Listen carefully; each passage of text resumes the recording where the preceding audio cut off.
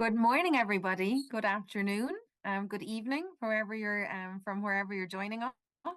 Welcome to the third edition of the ADR Wellbeing Toolbox. For those of you who haven't joined us before, the ADR Wellbeing Toolbox is a co-creation of ARBalance, Real, and VIAC. And it aims at starting the conversation about well-being and providing ADR lawyers and users with a toolbox to take care of themselves, as opposed to arbitration. It is a series of free webinars that you can join anonymously. They'll be recorded for those who can't join, make themselves available. And we will have experts on a rolling basis addressing everything around the topic of well-being. And we decided to make a special edition of the ADR Wellbeing Toolbox on International Women's Day. And in my view, this initiative has not come a minute too soon. Now, before I hand over to Mandy, I want to speak about something that shocked and disturbed me this week. And I'm sure many of you will share my thoughts on this. When I read about the death of Vanessa Ford, an equity partner in a big London law firm. And I just want to take a minute to speak about that and to highlight the importance of this for the ADR Wellbeing Toolbox. So Vanessa Ford, for those of you who maybe didn't follow it, was said to have suffered an acute mental health crisis before her death. She'd been working 18-hour days, weekends, and holidays. She was described as a perfectionist, the perfect lawyer, the perfect wife, the perfect mother. She apparently always worked hard to satisfy all of her responsibilities while alluding to the heartbreaking guilt that this could cause at times. The ADR realm is full of perfectionists and high performers. I'm sure there are many of them on the call here today. These are the very people that put enormous amounts of pressure on themselves to carry on, to not complain, to suck it up. And often these problems do not surface until they resign or until they are completely burned out, or even worse, until they are no longer with us, like in the case of Vanessa Ford. So working long hours, not taking time at the weekend to recuperate, sacrifice are the norm. It is accepted, but it shouldn't be acceptable. And one study that I read this week that was done in the UK last year found that stigma is the main obstacle preventing improvements in mental health and well-being among lawyers. And the report concluded that it is very hard for a legal professional to seek help if they are struggling for fear of being perceived as weak or not good enough, so people carry on in silence. I truly hope with our ADR Wellbeing Toolbox that we will be able to provide a space where we can have a conversation about mental health and well-being. And on that note, on a positive note, happy International Women's Day to each and every one of you. This year's theme is Inspire Inclusion. So this means when women are not present, we must ask, if not, why not? When women are discriminated against, we must call out poor practice. When the treatment of women is not equitable, we must take action, and we must do this each and every time. So now, without further ado, I pass on to the wonderful Amanda Lee, my co-creator here at the ADR Wellbeing Toolbox, and I believe you are in for a treat. Over to you, Mandy. Thank you very much. Well, today is International Women's Day. It's the day when we are all encouraged to pause and take a moment to celebrate the women in our lives.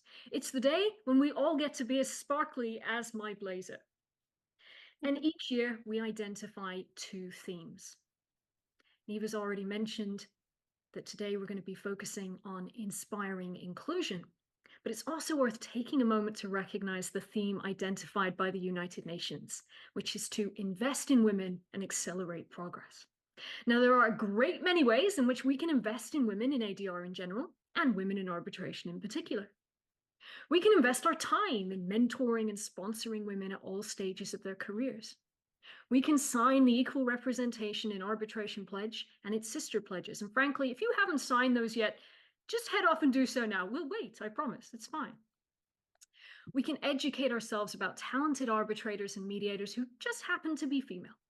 We can shortlist and nominate women to sit as arbitrators, and we can appoint women as mediators. We can ensure that we have meaningful female representation when organizing events, and we can remember that women are diverse in an intersectional way, and we can refrain from treating them as an homogenous group when it comes to considering how diverse shortlists, long lists, teams, and panels really are. Basically, we can use our platforms and our voices and our time to celebrate and promote our female peers. And all of these things help us to accelerate progress towards gender parity. Today, though, let's spend a couple of minutes thinking about how we can invest in one area in particular, the well-being of women. Now, those who've seen Pixar's The Incredibles may remember Helen Parr, otherwise known as Elastigirl or Mrs. Incredible. Helen's superpower enables her to stretch any part of her body up to 300 feet and to be no more than 1 millimeter thick. If women in arbitration were to have a patron saint or a representative superhero, Elastigirl would be a really good candidate. And in many ways, Helen is a visual representation of what it often feels like to be a woman working in ADR and arbitration. We find ourselves being pulled in all directions as we strive to do a good job for our clients, be team players, engage in business development, write articles, attend networking events, serve on committees, mentor, participate in initiatives designed to promote diversity, speak at conferences, stay up to date with the latest developments in our fields, teach and serve as neutrals. I get tired just saying that entire paragraph. Now, on top of that, we're also expected to find time to exercise, eat well, spend time with our families and friends. Do you remember those? Meet our caring responsibilities, have hobbies, and maintain robust mental health. Don't forget that. That's very important. Is it any wonder that many of us in arbitration are sometimes accused of stretching ourselves just a little bit too thin? Now, Elastigirl's superpower gives her the ability to do that, apparently without damage. However, most of us, when we are stretched beyond breaking point, are likely to do just that. We break. And so, to enable women to progress, more investment is needed, not just in women in general, but specifically in our well-being.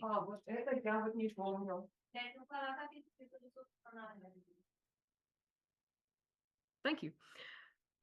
We're going to be exploring what well-being means shortly. But when it comes to investment in it, let me get started with 3 quick suggestions. First, getting talented female colleagues into ADR roles is the beginning of the journey, not the destination. Employers must provide opportunities for women to grow and develop in ADR roles. Every woman is different. We all have different goals, dreams, and aspirations. By understanding and respecting the values of women in our teams, we can create more engaging and more inspiring work environments.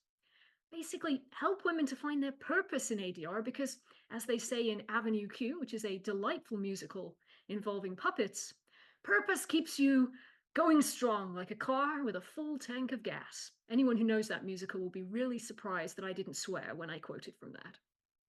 A fulfilling career in ADR is the goal, so invest the time and resources required to help women achieve it by providing ongoing opportunities to learn, grow, and develop. Second, it's important to recognize that connection is a basic human need. Barbra Streisand reminded us in lyrical form that people who need people are the luckiest people in the world. We are social animals. We need people to support us, listen to us, celebrate us, share ideas with us, encourage us to grow, mentor, and sponsor us. By fostering environments in which women can connect and build strong networks in arbitration and beyond, we give them the soil, the fertilizer to engage in meaningful growth. Connections matter, and it's difficult to build strong connections when we're too tired to network, feel forced to attend events that don't suit our personalities, or are conflicted about reaching out for help. When we're struggling, it's easy to feel alone. Fostering connection can help. And third, stakeholders need to invest in management training. Many professionals are, frankly, bad people managers, and in many cases, bad project managers. They're ill-equipped to manage their own time, let alone that of their teams. Significant pressure is put on team members who fail to balance competing priorities and allow their lack of management skills to put unnecessary pressure on their colleagues, many of whom are, of course, invariably women. So by investing in the development of managerial skills at all levels, stakeholders will not only end up with colleagues who can better manage their own workloads and therefore better manage their own well-being, they'll also end up with happier, healthier team members. And after all, one person's inability to manage their time invariably has a knock-on effect on the rest of the team. I will close today by wishing all of you, my fellow Elastigirls of arbitration, a happy International Women's Day. Although we may sometimes be stretched thin, at least we can say we have truly earned the name Ms. Incredible. And so I will now turn the floor over to the ADR Wellbeing Toolkit's very own Mr. Incredible, the one and only Kabir Duggal. Thank you so much, Mandy, and to everybody present. Just wanted to take a moment and wish you all a very, very, very happy Women's Day. This is a special moment, and I think I speak on behalf of everybody that we hope this doesn't just remain a day. This remains something that we celebrate throughout the year. The joke often by men, okay, we'll give one day to women and the rest of the year is for us. I think we need to change our thinking a little bit. As both the fantastic speakers so far have mentioned, we have two themes for this year. One, women inspire inclusion. And we'll spend a few minutes just talking about what do we mean by inclusion? How is it different from diversity, equity, and belonging? I think I'm going to restrict my role to that. Today is my opportunity to listen from our amazing speakers. So that's one theme. And the other theme, invest in women, accelerate progress. This is the theme from the UN. It is something that the UN has pretty repeatedly highlighted in the past, that if you really want to see systemic change, the way to do that is to invest in women. Coming to the theme of inclusion, Werner Myers put forth this really, really, I think, intelligent way for us to think about these different terminologies in the DEI space. And it gives us a helpful framework as we analyze these topics. So what is diversity? How is it different from inclusion, equity, and belonging? And she gives us this beautiful dance analogy, telling us diversity is being asked to the dance. Inclusion is being asked to dance. Equity is how much space you get on the dance floor, and belonging is who gets to choose the music. Now, for a moment, I just ask you to replace dance with arbitrator appointments, and this will suddenly make a lot of sense. And I know we're often talking about arbitrator appointments. Just to be fully clear, that is the end process. To get an arbitrator appointment, you need to have gotten an opportunity to enter the profession. You need to have gotten an opportunity to progress up the ladder without finding the glass ceiling hitting your head, which is sadly a reality that most women professionals in particular face. You need to have gotten opportunities to grow, progress, and build your profile, often a prerequisite to be a successful arbitrator, and then you become an arbitrator. So while I'm talking about the end, I don't want to lose sight of the fact that we need inclusion at every level. But taking her analogy just for the moment to arbitrator appointments, diversity is getting on arbitrator lists. Inclusion is being asked to serve as an arbitrator. Equity is actually treating your women arbitrator as competent arbitrators whose voice matters. And belonging is really allowing women arbitrators to conduct the proceedings in the way they deem appropriate. I think this is a good, helpful framework for us to think about it. Getting on lists, I think, is where we are seeing the most progress. When it comes to gender issues, I think there is a concerted effort by institutions to put women on lists and to try and propose the name of women.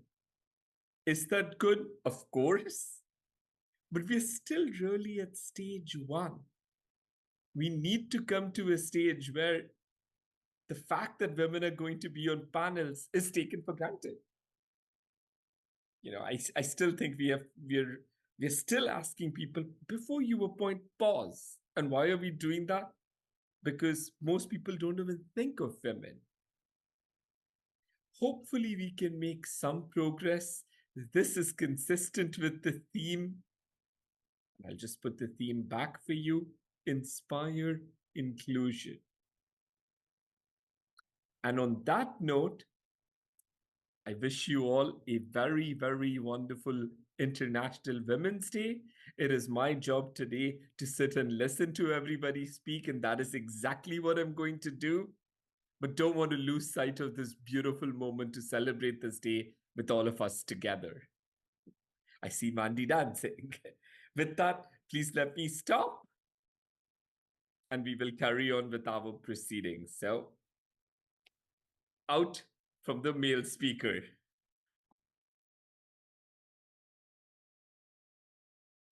Thank you, Kabir. Thank you for this very nice introduction into the topic. And of course, thank you for being here. As always, your presence is just a real treat. It is also my pleasure to be here today and to hold space for our two fantastic speakers, Amy and Patrizia. So first, let me shortly introduce the two speakers. Amy Rowse is a partner in the litigation and arbitration team at Kudun and Partners and heads their Japan practice. She has over 17 years of experience advising and representing clients through Asia on complex commercial litigation, international arbitrations, and fraud investigations. She has advised clients across a wide range of industries and represented them in arbitrations under various arbitration rules. She gained experience working in Hong Kong, Tokyo, and Bangkok, and is a Hong Kong qualified lawyer and accredited mediator. She's on the panel of arbitrators for Thailand Arbitration Center, Hong Kong International Arbitration Center, and EBRAM. Between 2018 and 2022, Amy took a break from her legal career to complete her master's in counseling and worked as a mental health counselor to support adults, adolescents, and children with their mental well-being. Amy, welcome. And our second speaker today is Patrizia Netal. She's a co-founder and partner at the Austrian law firm KNOETZL, and she serves as the VIAC vice president. Patrizia practices both as counsel and arbitrator and has extensive experience in institutional and ad hoc arbitration proceedings under various arbitration rules. Her core practice is international commercial arbitration, focusing on construction and engineering, M&A projects, aviation, distribution, and international sales disputes. Patrizia is the co-director of the William C. Wyss International Commercial Arbitration Moot, and she's also an Austria Steering Committee member of the Pledge for Equal Representation in Arbitration, the ARA Pledge, and a former co-chair of Association of Young Austrian Arbitration Practitioners. Patrizia, welcome. Welcome. So very, very, very happy for both of you to be here. So in today's conversation with Patrizia and Amy, we will share perspectives on a definition of well-being, so what well-being actually is, and how cultural aspects are very important here. Together, we will explore the challenges that young female professionals encounter. We will also discuss practical strategies for fostering well-being in professional life. We will examine the concept of relevance and of belonging, and we will also look into the personal experiences that led Patrizia and Amy to prioritize well-being. So without further ado, Amy, may we start? What is your definition of well-being, and how and why cultural aspects are important here? Yes, thank you, Emma. And I just want to take a moment to thank ARBalance and VIAC for inviting me to this fireside chat. I've been excited for days, so I'm glad that it's finally here, and very honored to be here to share my thoughts. So for me, the definition of well-being is a sort of state of feeling happy and healthy. That's a very broad general description, but I think that there's a real subjective element to the definition of well-being. You know, well-being can be different for different people, and I think it's very culturally specific as well. So in the Asian context, when people talk about well-being, they tend to think about their physical health, right? That's the first thing they think of, you know, whether they're physically healthy. They also think about happiness with success. So we just last month celebrated Chinese New Year or Lunar New Year. And if you're familiar with this festival, it's all about prosperity and success and earning money and profit. So in the Asian context, well-being is actually related to success and, you know, having a good job and being able to provide for your parents. So that's very interesting, because I think maybe that's not exactly what you might think of well-being in a non-Asian context. But in recent years in Asia, there has been a lot more talk about well-being, mental well-being. But I do feel that it's still a bit of a box ticking exercise. So a lot of local companies are saying that they will look after their employees' well-being, but not actually putting any policies or actual things in place to make sure that the employees' mental well-being is really looked after. So I think that it's still in the infancy stages in terms of looking after mental well-being in Asia. And even within Asia, there are different focus. So for example, I've lived in Thailand now for 8 years. Before that, I was in Hong Kong, and before that, I was in Tokyo.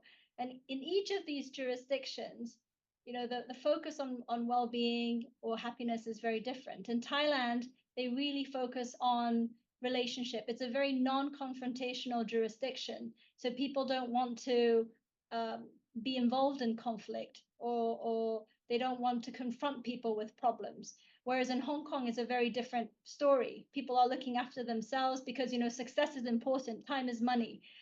So even within the Asian context, I think the definition of well-being is very different. I see. Yeah, it will be. It's a very interesting aspect. And how, Patrizia, in your view, how do we Europeans see this topic? What is our definition of well-being? Well, I think well-being, physical and mental health belong, both to the essence of well-being, and your mental health affects your physical capacity and vice versa, and both are closely intertwined. And our generation, and I'm speaking now with my European or Austrian background, is probably the first that considers well-being as an important part of our lifestyle. The younger generation, probably even more, they have an even stronger focus on looking for well-being in employment and not treating it as a matter of private life only. And the older generation, when I started my career, took a more similar approach as described by Amy. And in our profession, well-being was treated as a sign of being a successful, wealthy lawyer. And the lawyer's profession might still have the attribute of success more attached to happiness than mental health. We are judging ourselves each day on our performance, which is in law firms to a significant extent based on the number of billable hours and not so much on other achievements.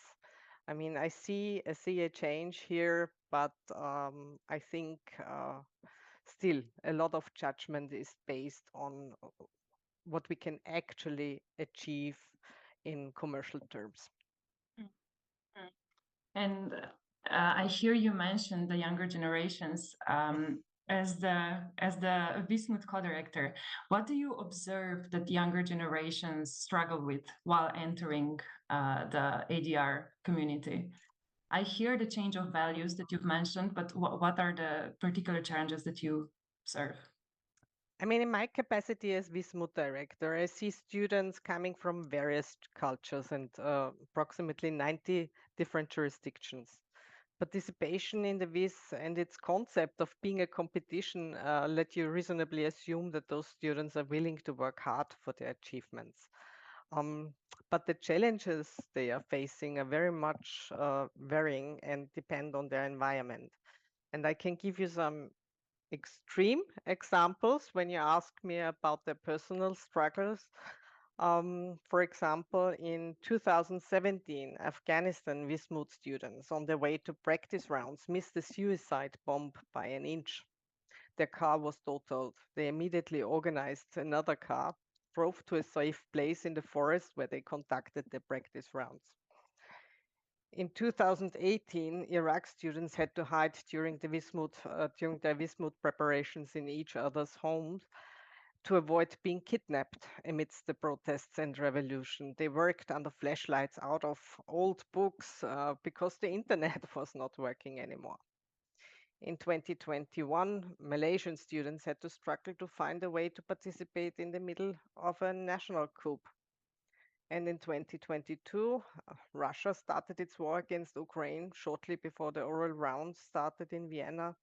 And there were many initiatives that tried to get the students out of the country successfully and helped them to participate in the Wismut. And this list now that I of different environments that I share with you is not exhaustive. Thinking of Iran and Afghanistan and the current problems, in particular, female students have and are facing to achieve a good educational standard. Yeah, unfortunately, this list will not end. Yeah, and all of these students didn't give up their participation in the mood, despite safety concerns, financial concerns. So well-being has certainly a different meaning for those young people striving for education and a professional career than it has for students in a safe environment. And when you ask me about young female professionals entering the ADR community, I think although there is more awareness of inappropriate contact, it's still perceptible. Yeah, and a lot depends on the law firm culture, and I believe a lot depends on the share of female lawyers at the equity and management level. So gender diversity at every level of seniority in law firms certainly helps younger female colleagues to enjoy a healthy working environment when they are accessing the ADR world. Oh, it was horrible to hear, and it's very easy to kind of simply forget about this experience that people are having across the world just because we are not a part of them. And these people are part of our community, of the ADR community. So thank you for sharing that. When we are talking about well-being of the ADR community, I guess we need to start somewhere, right? And before we start changing the whole system, what we can change is ourselves, how we practice. And Patrizia, how do you facilitate well-being in your own life? Do you have any tips on how to balance a successful career on the one hand and at the same time do not forget about well-being? I mean, I spend so many hours in my work that well-being is also important part of my working environment. Yeah, and I love my job. I like to spend hours on my job. Yeah. But I think what really helps me personal is that I do on, and that is something I think that gets easier if you get older. Yeah, that you do not consider or you so much of your time thinking of what other think of you. Yeah. You rather concentrate of what you like, your actual work, and aim for doing a good job. But I'm spending less time with how I'm perceived by others and if my achievements are equally acknowledged and recognized by others. I think that is that can be sometimes quite demanding. Yeah, if you continue doing so. I'm rather tend now at the end of my day to focus on what I did or what made me happy the day. Yeah, try to give a positive drive to my mind and not to focus on, oh my God, what could I have done better? Yeah, and I think these are little minor things, but they affect your mind in a positive sense. Most definitely. And I have to disagree. These are not minor things. I mean, going from the perspective of being super absorbed by what others are thinking about us to moving into the direction, okay, I'm doing my work, I'm excellent at it, I don't care basically about other stuff. This is why I'm here and I love doing this. So this is a big transition already. So just it's very interesting to hear about it. Was there a particular moment in your life where you made this switch, or was it simply by getting more experienced in the profession? I mean, more confidence helps, of course, yeah, in what you're doing. But I think I can't tell you whether there was a certain point in my life, yeah, that helped me to make that switch. But I think it just happened that I consciously thought, why do I waste too much time of trying to be perceived as a good person? Yeah, it actually, I realized at a certain point that I concentrate on what I really do and I concentrate on the actual task in front of me. And if I do that, it normally works out pretty well. That sounds fantastic. And also on the good girl concept, you reminded me now, because women, especially women, we are too much engaged into the how we are perceived, and as we have to be the good girls, right? But then to make the switch and to be an excellent woman and an excellent professional, that's also one big important step. What about you, Amy? How do you practice well-being in your life? Yeah, thank you. I just wanted to pick up on what Patrizia just shared as well. I agree that I think our definition of well-being changes over time. And for me, that's because well-being is tied in very closely to what our values are. So depending on what our values are in our stages of life, that changes our priorities as well. And when we talk about work-life balance, I don't think it's a one size fits all. I think that well-being or work-life balance is subjective and it depends on where you are in your stage of life. And are you single? Do you have a family? Are you an associate? Are you a partner? It changes over time as well. So I think for me that what facilitates well-being is knowing what our values are and really reflecting on what is important in your life and then making sure that your career and your work is aligned with those values. And just to pick up on one more thing about being the good girl or excellent mother, excellent partner, we often, I think, put too much pressure on ourselves to be perfect. And I think that really hinders, of course, our well-being, but it also leads to perfectionism and what I think many of you are familiar with, this concept of imposter syndrome. So what Patrizia said earlier about getting to a point where you don't really care about other people's perception of you, I think that's good, because part of the problem with imposter syndrome is caused by comparing yourself to others, right? And this then also means maybe being more mindful of when you're comparing yourself to others, including your usage of social media, because social media is the best place to compare yourselves to others. And so, just making sure that you're not feeding that imposter syndrome or perfectionism by comparing yourself to others, and moving more towards, where Patrizia and I guess to some extent myself have landed, which is, just focusing on yourself and doing the best that you can do, I think will really help with your well-being. Mm, mm. Thank you for this.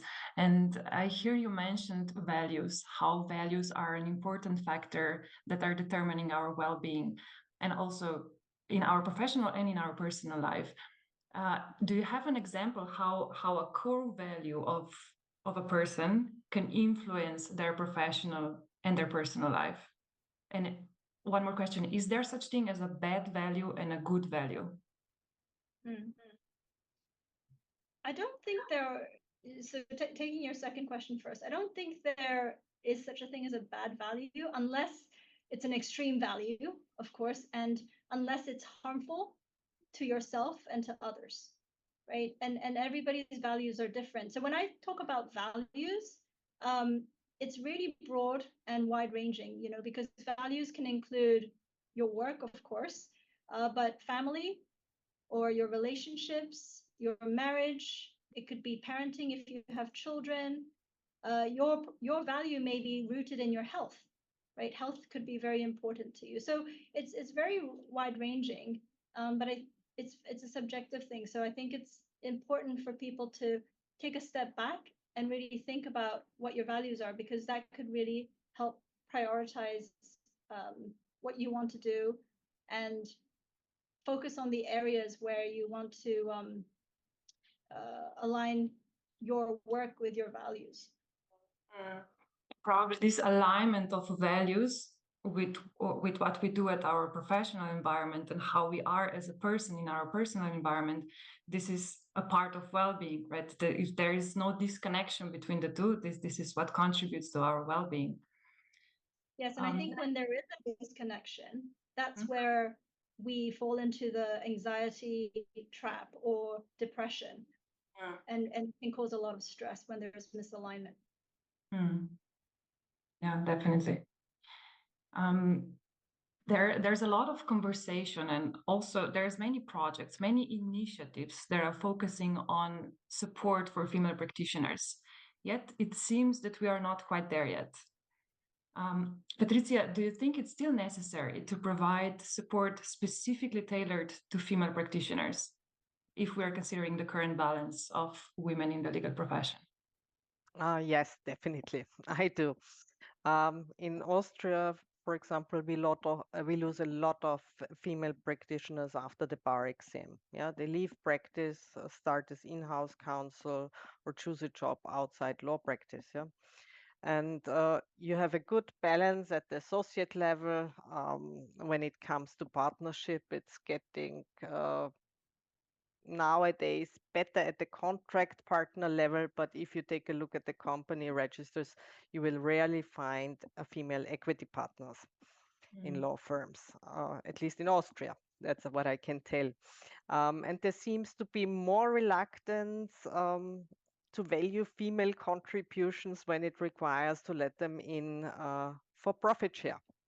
So from a business perspective, I personally have no understanding for excluding female lawyers from equity partnership. And you help somebody for years to grow in your firm and invest. Yeah, we have heard the word today a few times, invest in women. And then you do not allow them actually to preserve the know-how built up in your firm. And I think with this approach we actually lose money, yeah, as law firms, and partnerships can be customized, yeah, and developed to help also partners that do for family or other personal reasons do not wish to contribute 100%, yeah, of their time to partnership. And I think you just have to run the calculations rightly and explore the fair value for both sides. And it's a win-win situation. And speaking with my VIAC head, arbitral institutions, I think assume still a regulatory, regulatory role as rule providers in the ADR markets. And I think it's very important for them to help to support a balance, a better balance than we have, because female practitioners are still not the ones that are in a majority or even in an equal share chosen for party appointments. And we are all aware that this is still actually a men's club to a significant extent. And to provide more diverse panels means to provide better solutions, decisions. Arbitral institutions can actively help with institutional appointments to increase the share of the female arbitrators and encourage the parties also to consider female candidates in their appointments. And I think here it is important that the institutional appointments encourage the increase, and organize conferences with female speakers to give them more visibility, to help them actually to get their fair share on the market, because female practitioners are users in the market and are actually part of the business, and we should not neglect them. And I think there's still a lot to do in this field. I hear it. I hear you. Amy, what do you think? Where do we stand? Yeah, I would totally agree with Patrizia. And I looked up some statistics in Asia. So the two sort of major arbitral institutions here are SIAC, SIAC, Singapore International Arbitration Center, and HKIAC, Hong Kong International Arbitration Center. And for the statistics that they've published, in 2022, SIAC had 46% of female arbitrators appointed by the institution, and HKIAC had 27%. So that's 46% and 27%. In fact, HKIAC just published its figures for 2023 last year, and it's gone up to 35%, which is an encouraging increase. However, it's still, under 50%. And that's the arbitral institution's appointments. If we look at the co-arbitrators and party nominations, the figures are much less. So SIAC is 27% and HKIAC was 19%. So it shows a slow increase in institutional appointments, but women are still very much underrepresented in party and co-arbitrator nominations. So as Patrizia said, I think much more needs to be done in the nomination process. And I think one way that we can really try to ensure more appointments, especially by parties, is for us practitioners to really educate our clients about the value of diversity on tribunals. Maybe even anonymizing CVs, for example, might be an idea to try to increase the number of female arbitrators, but also encourage neutrality. And we need more men, right? We need more male allies like Kabir and male champions to really promote this process. So I think that we are seeing an increase in numbers, but not enough, and more needs to be done. Thank you. Thank you for sharing this, also the statistics. So this is where we stand. We can see this, we are still, unfortunately, quite far from an ideal. And maybe here a question to all in our audience: what are the reasons? What do you think? What are the main reasons why we are where we are today? If you would put your comments in chat, we would be very happy to discuss it afterwards in a Q&A session. And we mentioned a couple of times today this the power that we have in terms of personal transformation and how this personal transformation may help us with general well-being, with feeling so much better than we did before. So let's move to a slightly more personal level here. Patrizia, what was your wake-up call that made you prioritize well-being more in your life? There was no real wake-up call in my life in regard to this, but as I explained to you, my work is part of my personal well-being. Yeah, I like it as it is, and I would be unhappy not to work. Yeah, and not to do the work that I do, and to a certain healthy extent. Yeah, I need stress. Yeah, in my life and the adrenaline. I have to admit that, but that is my personal thing. Yeah. However, as many others, the speed and the volume, yeah, of things can sometimes be very, very challenging. And then I think in particular the area that we work in, the dispute resolution field, with all the deadlines that we need to handle, life can get sometimes a bit exhausting. And I certainly am more conscious now than I was in my early years to schedule regular time for me and my family. And when you start your career and maybe even raise a family, you're very much driven by the events. So during those years, I did not have a lot of time to think about my personal well-being. Yeah, I was really driven by family commitments and my work. Yeah. But there is a point in your life where it gets easier again to gain more control over your time, and it helps me that I have invested time in building a team that helps me, yeah, to delegate tasks now, and then I'm very privileged in this sense, of course, and again, yeah, to reserve in my time schedule and block times for things that I like to do, that I need to do, be it to do a run, spend time with my kids. But it's a good time management that I learned that helped me to gain more control. I hear it. So the right amount of stress, which can be used as a fuel, not as something that keeps us frozen or afraid or however else it might contribute to. So that would be an ideal. And then, of course, the art of delegation.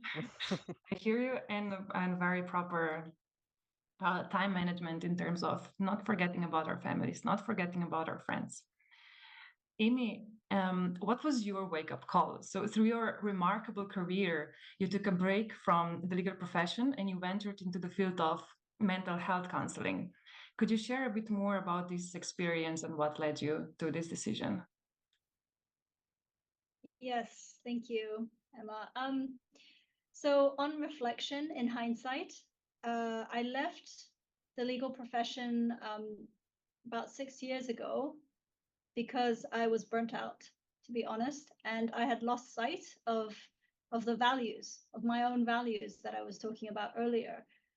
So I'm a Christian and I'm a woman of faith. So I was praying a lot at the time, and I felt God's leading to pursue my passion of counseling at that time and to help others who were going through very similar problems to me.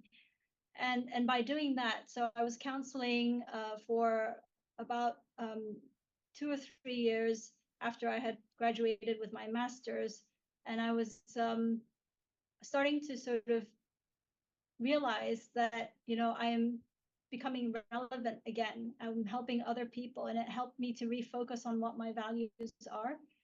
So that really helped me at the time to gain perspective and find purpose again. And then it really strengthened my faith as well, serving other people. And at that time, I felt called back to law and in the marketplace to raise more awareness about well-being and to really help other people who were going through similar things that I had gone through about 6 to 7 years ago. So that was my wake-up call. I did have a specific time, unlike Patrizia, where I really did have a wake-up call. And at the time, it was really difficult. But on reflection, I'm really glad that I had the opportunity to be able to step back and refocus and gain perspective on what is important to me in my life. That sounds quite a journey. And you mentioned the sense of purpose that you now rediscovered. How would you define a purpose in general, and what is your purpose now while being back in the legal community? So for me, purpose is, I think, what you're living for, right? What you're living for and what drives you. So what makes you want to wake up in the morning, and what is your passion? And I think that's tied into your purpose. For me personally, given that background that I just explained, I believe that my purpose is to use the gifts and talents that God has given me to give people hope and to help and serve other people. Oh, that's beautiful. And you, Patrizia, would you like to share what is your purpose? I hear you love what you do, and I can literally feel the passion through the screen here. How would you phrase your purpose? My purpose.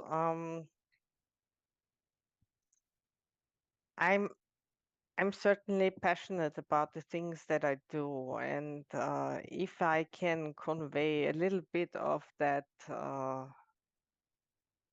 passion and affection for the work we are doing, then I feel also very happy. And if I can inspire, others for also supporting the younger generation, that really makes me feel happy.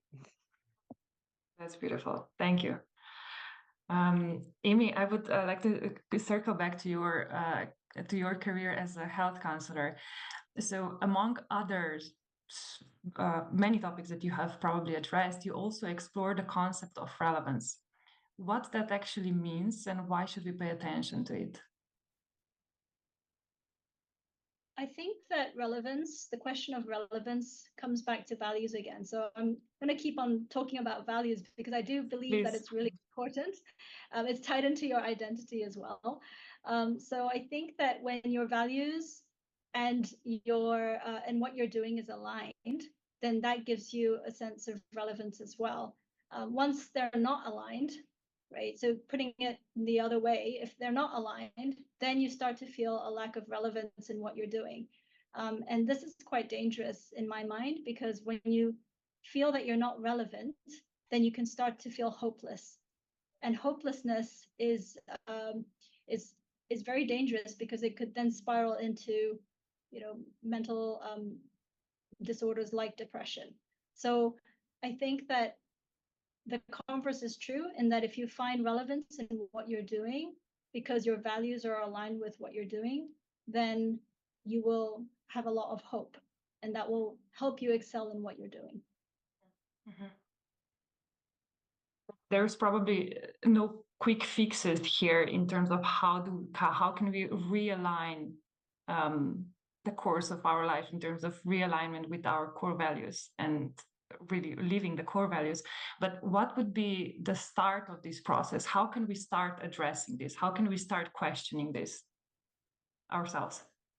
Yeah, I think, as you say, it's not a quick fix. It's not something that you can just, suddenly realize. But I think a good place to start is self-examination and self-reflection. And that's really hard to do when you are, busy with your everyday things. So, I had the privilege of taking some time away to be able to reflect, but I don't think you need to have a long time away from the legal profession in order to self-reflect, right? You just need to be intentional about it, and being really carving out some time to reflect on what your values are. And you could do this over a weekend, for example, on a weekend that you're not working. And just ask yourself, what are the personal qualities that you have that you can contribute to these values that are important to you? And then once you think about your personal qualities, then think about how much time and effort are you contributing to reach or to contribute and work towards that value. So first of all, self-reflection, examination of what is important to you and assessing your values. Secondly, ask yourself what personal qualities you'd like to contribute to that value, and then thirdly, whether you're contributing enough time and effort towards your value. So I think those three questions may help you to assess your values. Thank you for sharing these quite exact tips. I will definitely sit with myself today in the evening and try to answer those. And maybe just may I add, because I think it's so relevant what Amy said. I mean, Amy described an internal process, how you can help yourself, and I think for your colleagues or in a firm, it's also easy to contribute to this process, and I think